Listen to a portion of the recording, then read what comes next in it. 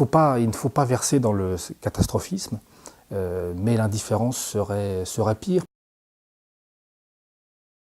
Il y a encore de nombreux doutes concernant je dirais, la vitesse d'évolution des températures, même si on sait que les températures augmentent.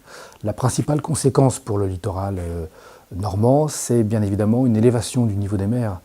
Face à 1 mètre d'élévation du niveau des mers, effectivement, on risque d'avoir une érosion accrue du littoral normand, des franchissements par la mer beaucoup plus fréquents et intenses, et peut-être même des intrusions salines dans les nappes phréatiques et à l'intérieur des cours d'eau, voire des zones humides. Toutes les côtes basses sont exposées au risque de franchissement par la mer, potentiellement en tout cas, parce que ce sont, je dirais, les zones dans lesquelles se sont implantées les populations préférentiellement. Elles sont parfois protégées par un mince cordon dunaire, et ce cordon dunaire est souvent en proie à l'érosion. En période de tempête, c'est plutôt l'ouest cotentin qui est particulièrement sensible à ces phénomènes de franchissement par la mer, lorsque vous avez une pleine mer de Vivaud avec une tempête.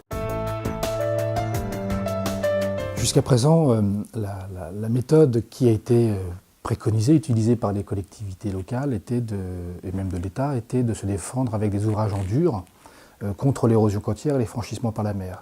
C'est toute cette période des années après-guerre jusqu'au milieu des années 90 où l'ingénierie, les ouvrages en lourd étaient salvateurs. On s'est aperçu que ces ouvrages étaient très perturbateurs et parfois même exacerbaient les phénomènes d'érosion, voire de franchissement par la mer. Malheureusement, il y a de nombreux endroits pour lesquels il faudra décider d'un repli vers l'intérieur des terres, mais cela, ça s'organise avec tous les acteurs pour avoir finalement, peut-être face à cette situation, renverser la tendance et en faire une opportunité de développement des territoires.